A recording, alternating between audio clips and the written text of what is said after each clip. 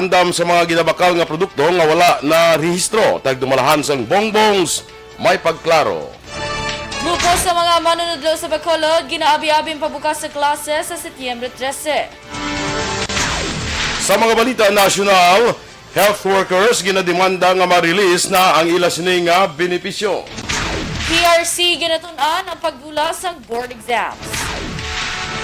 Maayong aga Bacolod, maayong aga bilugabahin sa Western Visayas. Karon nga adlaw Sabado, Hulyo 17, 2021. Ang inyong news team, Aksyon Iden Aboso. kag Aksyon Boy Duran. Ang mga balita lokal, pagkatapos lamang sila.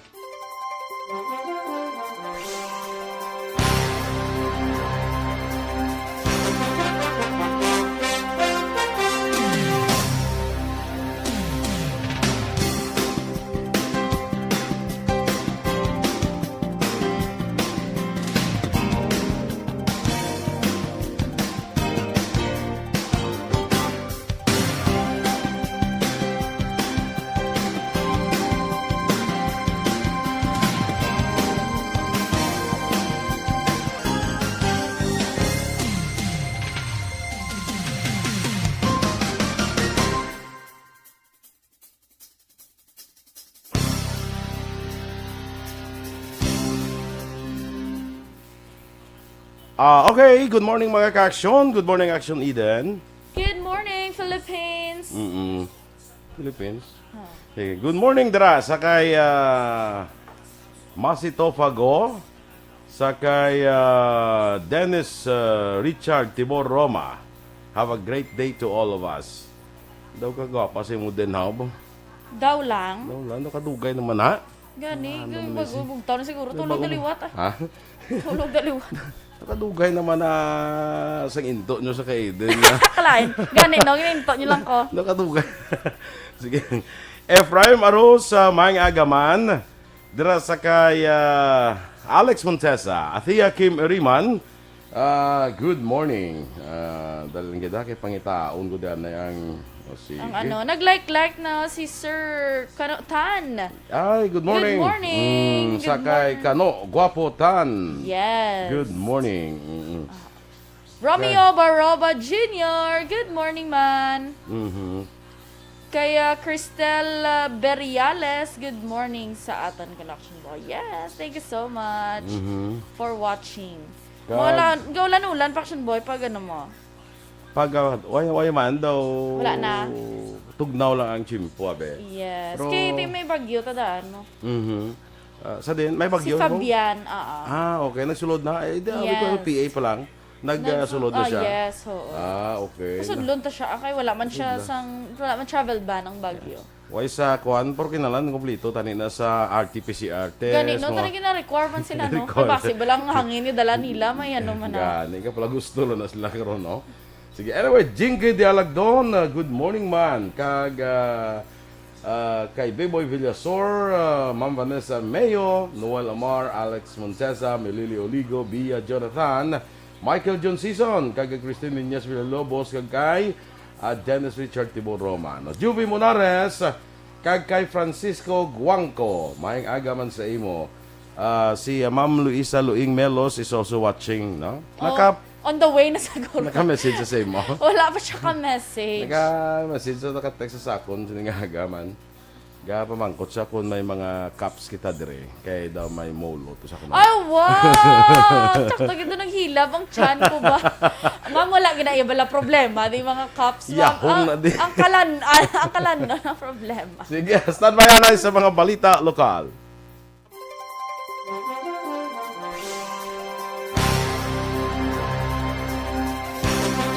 Balitang Bayan, Numero 1.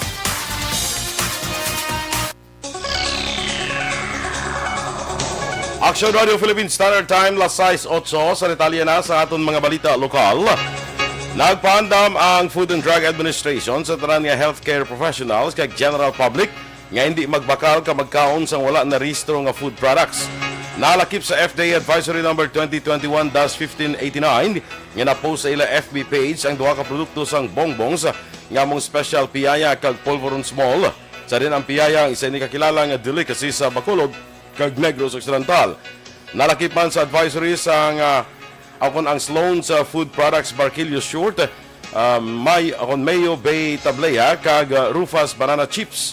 Ginpahayag sang FDA, bangod unregistered o kung wala marehistro ang ining mga produkto nga wala nag-agi sa evaluation process, hindi masiguro sang ahensya ang quality kag safety sini.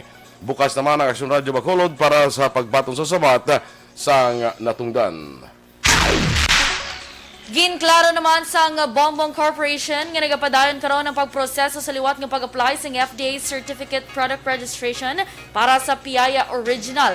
Sa mensahe nga ginpadala sang kompanya, ginpahayag nga disapprove sang FDA application para sa Piyaya Original, bangod wala na deklarar ang prescribed format sa nutrition information kag expiry date. Sunod sa kompanya, liwat nga nag-apply ang bongbongs kag ginaproseso ng nagakaigo nga dokumento. Ginklaro man sang kompanya nga wala sang diferensya ang produkto apang ang technical nga aspeto gid lamang sa pagrehistro ang may kulang. Base sa dokumento ang ginpalabot sa Aksyon Radyo Bacolod, ang Piyaya Ube nga produkto sang bongbongs ang may FDA CPR nga gin-issue sang Marso 14 tug 2018 kag valid tubtub Marso 14 tubtub 2023. Mag-focus naman sa pag-monitor ang team ni Task Force Discipline Action Officer Wilfredo Yuringo sa mga establishmento nga ginadilian sa idalom sang GCQ with heightened restrictions. Sa interview sa Action Hotline, gitpahayag ni Yuringo nga padayon sa gihapon ang ila pagbantay sa mga wala nagasuksok sang face mask, face shield kag wala nagatuman sa social distancing. Duha pa ni Yuringo, papaskuhon man nila ang pagdakop sa mga pasaway. Ang Bacolod sa Libuloarang ipidalom sa GCQHR umpisa Hulyo 16 tubtub sa Hulyo 22. Nadugangan naman sa 123 ka bagong COVID-19 cases ang Bacolod, samtang ang Negros Occidental ang may 84 kahapon Biyernes. Sa pinakauling case bulletin sa DOH-6, sa 167 ka bagong mga kaso na dugang sa bugos ng Western Visayas. Base naman sa record, may 640 ka bagong recoveries, kag 7 ang bagong napatay. Sa kabugusan, ang Rion size ang may 10,950 ka active cases, 63,384 ang total recoveries, kag 1,749 ang death toll. Ginaabi-abi naman sa Bacolod City Public School Teachers Federation nga sa September 13 magabukas ang bagong school year o kung school year 2021-2022. Sunod kay Richard Hilangre, presidente sa mga grupo, paborable ini sa ila bangod mahatagan sang masobray sa kabulan nga pahuway ang mga manunudlo kag makapreparar man para sa masunod nga school year. Dunga pa ni Hilangre sa pagbalik sang klase, ila ginapangabay nga mapatuman ang blended learning para masiguro nga may na matun-an gid ang mga estudyante. Palayag ni Hilangre, 80% sa mga eskwelahan sa Bacolod ang naggamit sang module sa naligad nga school year. Rason nga nabudlayan sila mag-assess kung nahangpan sa mga estudyante ang tanan nila nga ginatun-an. Sunod kay Hilangre, kung ipatuman ng blended learning, mahimo nga makapatigayon sang bisan isa lang kadlaw nga face-to-face classes, duha kadlaw nga self-learning paagi sa module, kag duha kadlaw man nga online learning. Sa iban pa nga balita lokal, gin-turnover naman ni Governor Eugenio Salacson ang masobra 11 milyones pesos nga balor sang educational project sa Department of Education, Division of Negros Occidental nga ginalakipan sang 239 ka mga laptops balor 8 milyones pesos kag cheque nga balor masobra 3 milyones pesos.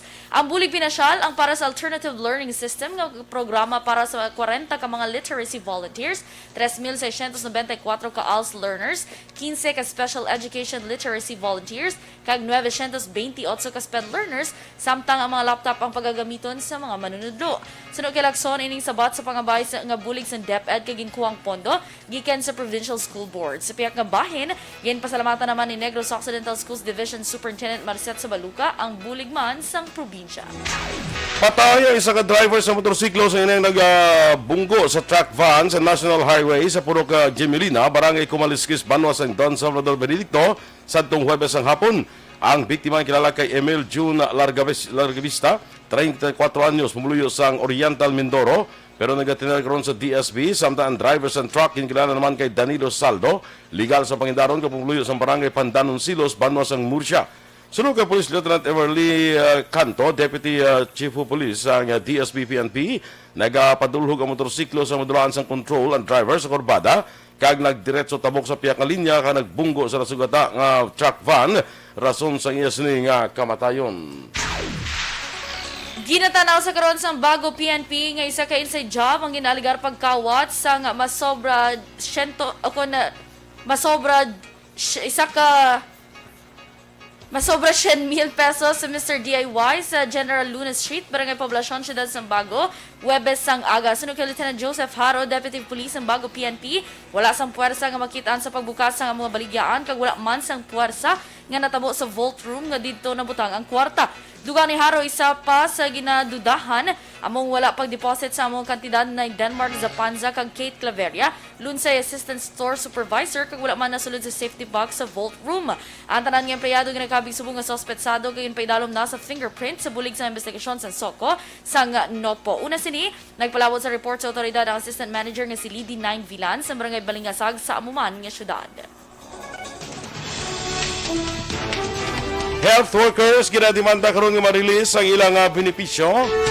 Samtang PRC ginatun-an man ang pagdula sang board examinations. Ang detalye sa mga balita nasyonal sa magbalik sang Aksyon, Balitang Bayan, Numero 1.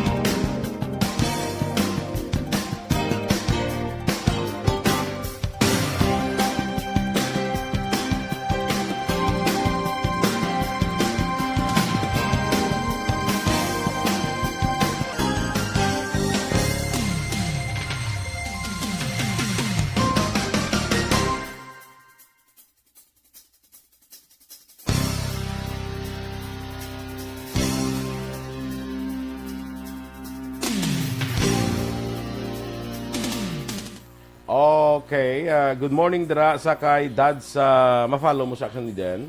Dads Aberia, kapi kag balita na ta sini nga aga sa Barangay Sumbag ini si Dads Aberia mo no.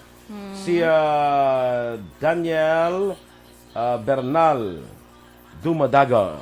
Wow. Yes, suli-suli. Good morning, suli-suli. Abi mo hindi ko makuha. Yes, gito na ginabala na action boy. Sige, gawa na action Eden. Kay Pinky Terwell, happy morning sa inyo tanan. Salamat man kay John Vicente. Hi sir, ma'am, good morning. Greet niya lang ko ng family niya sa Himamaylan City, Barangay Carabalan, family Vicente from John Vicente of Barangay Hagnaya, Hamindan, Capiz. Uy, halong-halong ka mo dira sa sa Tabok, sa Tabok. Kay do ara to sa Antique ang Delta variant. Yes, extra halong yun kita tanan, okay? Sir Millie Oligo, hello sir, good morning. Aga pa ni nag-message sa akon si Sir kay Inang nagapamati gid siya sa Action Radio. Kaganagatan-aw. Salamat. Sir Robert Roma, good morning man. Kay Ma'am Jinky De Lagdon, good morning sa family niya sa Barangay Pandanon, DSB. Kag sa high school friends batch 90 of BCNHS, college barkadas batch 95. Salamat gid. Toto Balolot, good morning man. Kay Peter Tim Jr., good morning. Kay Teacher Romela Arevalo, hello.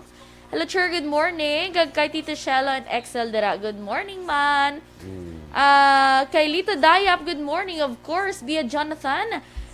Greet niya lang ko na si Mommy Ems, naga-monitor. Salamat, Good morning, Kagawad. Kagawad, good morning. Habalya, wow, good morning, Sir B. You look good in white. White? White niya You siya? look White. so beautiful. White, tapos ikaw dirty white. Charot. White ka, ka-gray. Hindi ka gali dirty white, dirty lang. Ang mahiya dirty white, siya dirty. Joke. Jokes are half meant. Abi mo na bawi pa. Sige. Di nga na to Na-follow mo na. Kay Rica Villaruel Magsiko, good morning. Sa taga-barangay Tapong Pulupandan. Kag sa banan niya nga si Archie Arnaez Arasa, Barangay Luisa, Barrio Maaw. Yes, okay. Kay Rica Villaruel Magsiko, kag sa taga-barangay Tapong. Amo na bago ko iba. Amo na ba? Ano na? Ay, naano naman. Ay, tupao.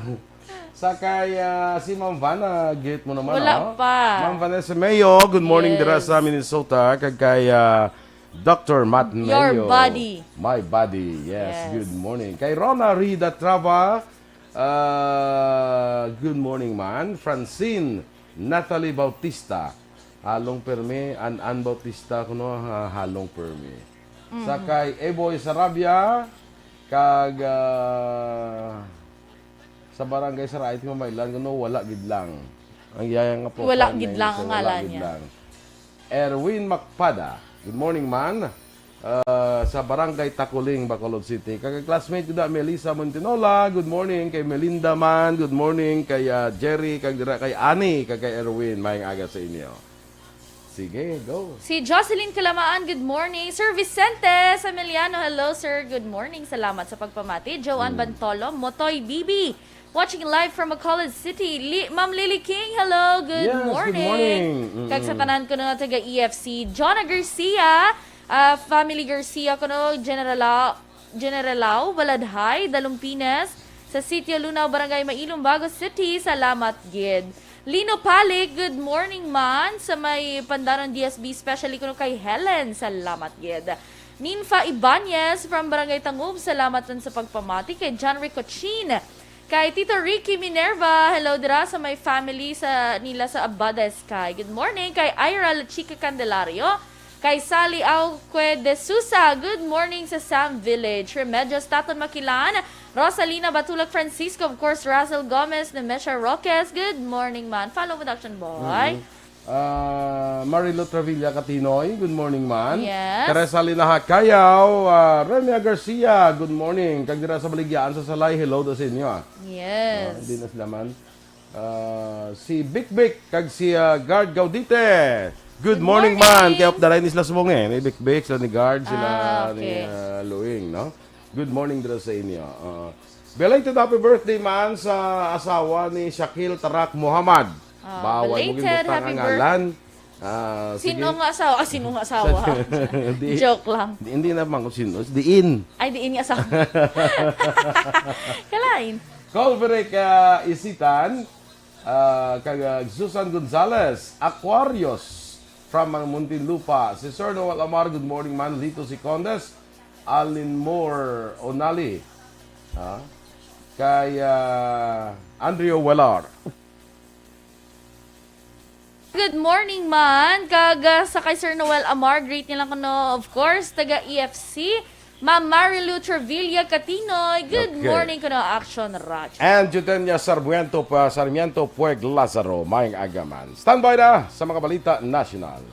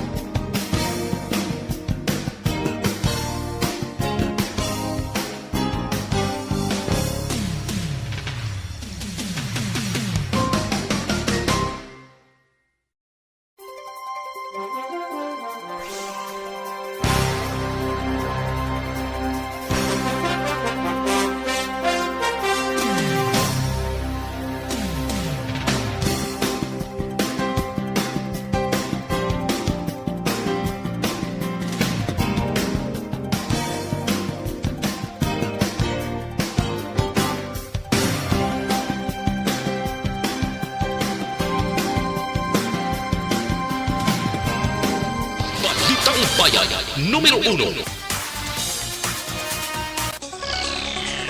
Aksyon Radio Philippine Standard Time, las 6:25, detalye na sang mga balita nasyonal. Ginaboy sang kamatis ang pila ka mga health workers sa pribado kag pampublikong ospital ang talatapan sang DOH sa padayon nga panawagan nga i-release ang ilang benepisyo. Nagtipon ang nakalainad ng grupo sa mga health workers sa Rizal Avenue para ipanawagan nga ihatag ang ilang benepisyo sa idalom sang Bayanihan 2. Lakip sa panawagan sa mga frontliners ang ilang special risk allowance, meal, transportation kag accommodation allowances. Sunod kay Health Chief Secretary Francisco Duque III, mandugay na niya ginaduso ang panawagan sa health workers kag ginpahayag man ang approval sa Office of the President nga tugutan ang pag-convert pakadto cash sang meal, transportation kag accommodation allowances. Para kay Duque, tinlo ang iyang konsensya kag ginpakigbato sini ang mga health workers. Una ang ginanunsyo sa DOH nga nakarelease ang ahensya sa 9 bilyones pesos nga valor sa special risk allowance sa mga regional offices kag mga ospital. Nagabot na sa Pilipinas ang masobra 1 milyon ka doses ng AstraZeneca COVID-19 vaccines nga ginbakal sa pribado nga sektor. Sunod kay Presidential Advisor for Entrepreneurship Joey Concepcion, ang pinakauna nga batch sa AstraZeneca nga ginbakal sa private sector kag ang second batch ang ginapaabot sa Agosto. Ang bakuna ginbakal sa malapit 500 ka mga kompanya lakip na diri ang conglomerates. Sunod kay Concepcion, iban diring nga bakuna ang igadonar sa mga local government unit. Ang bakuna ang pag-ausaro naman sa masunod nga 4 ka adlaw. Ginatunan man sa Professional Regulations Commission o PRC ang posibilidad ng pagdula sa government licensing examinations. Sunod kay PRC Chairman Teofilo Pilando Jr., ini ang ilang man ginatunan mandated sang lay kay ilang ini ginatugyan sa mga mamalida. Sa karon may 46 ka mga regulated professions. Sunod kay Pilando, ang argumento sa pagpatigan sa examination para mayara sa National Qualification System sa pagproduce sa mga professionals bangot hindi palarehas ang ginhalinan sa mga professionals. Una lang ginaduso ni Dole Secretary Silvestre Bello III nga hindi na magpatigan sa board examinations bangot ang mga estudyante ang pinakatuig nga nagatuon kag handa na para magtrabaho. Ginkakas naman sa gobyerno ang deployment ban sa mga overseas Filipino workers sa Israel. Ginpahayag ni Department of Labor and Employment Secretary Silvestre Bello III nga ginmanduanan niya ang Philippine Overseas Labor Office sa Israel para gilayon nga kakaso ng temporary suspension. Nakasaad sa memorandum para kay Labor Attach Rodolfo Gabasan nga mahimo nga makakas ang deployment ban nga ginpatuman sa itong Mayo 20, 2021 bangod sa kinagamo sa Gaza Strip. Isa sa rason nga pagkakas ang deployment ban ang paghuyang na ang kinagamo sa lugar sa diin nagsugtanay na ang mga militants kay Israeli Defense Force. Ang deployment ban na nakaapekto sa masobra 400 ka caregivers nga ginkuha sang POEA. Masobra sa 2 ka milyon ka firearms ang narehistro sa pungsod base sa ginagawa nga report ni PNP Chief General Guillermo Ilazar. Sunod kay Ilazar ang kanamuon ginbase ni sa record sa Civil Security Group. Dugang pa ni Ilazar kalabanan sa mga armas nga rehistrado ginapagiyahan sa mga miyembro sa advocacy support groups kag force multipliers ang PNP. Nabensionar man ni Ilazar nga nagakinahanglan ng PNP sang dugang force multipliers labi na nga may 220 mil lamang sila ka personal nga nagaserbe sa masobra 1.2 milyon nga populasyon sa Pilipinas. Ikumpara sa record sa naligad ng administrasyon, ginpahayag ni Ilazar nga napanubo sa malapit 60% ang bilakasay sang krimen sa nakaligad nga 5 ka tuig sa termino ni Presidente Rodrigo Duterte.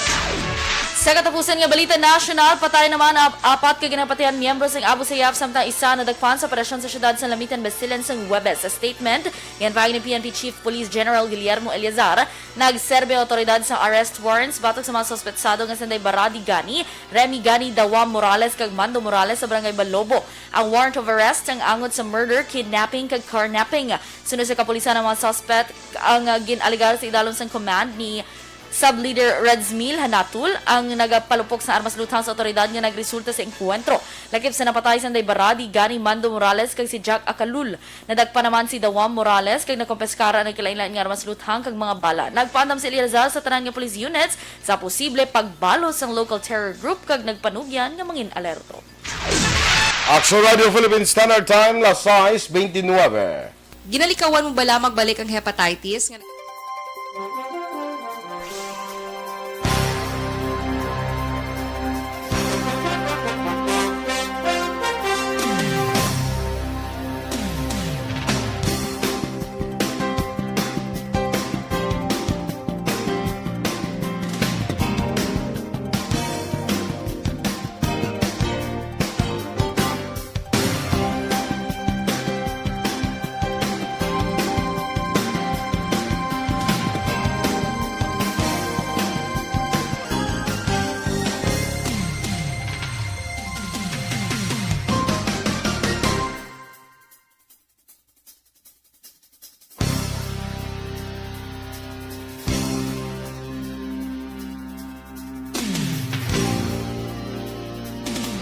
Aksyon Radio Philippines Standard Time, las 6:30. Happy birthday lang dira kay Eva Marie, no? Hinablos siya ni Ma'am Van Mayo, no? Eva Marie, happy birthday! Happy birthday to you! Standby na sa Action Report, second portion. Upod kay Action, Fred Salanga. Balikay kita sa Action Balita Morning Edition. Upod gyapon sa Indian News Team. Aksyon, Eden Aboso. Kag-Action, Boy Duran. Una sa balita, una sa aksyon. Sa Bacolod Aksyon Radio.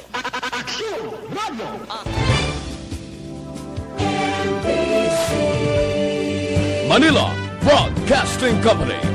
Sa balita, komentaryo, issue, serbisyo publiko. Sa Bacolod Aksyon Radio.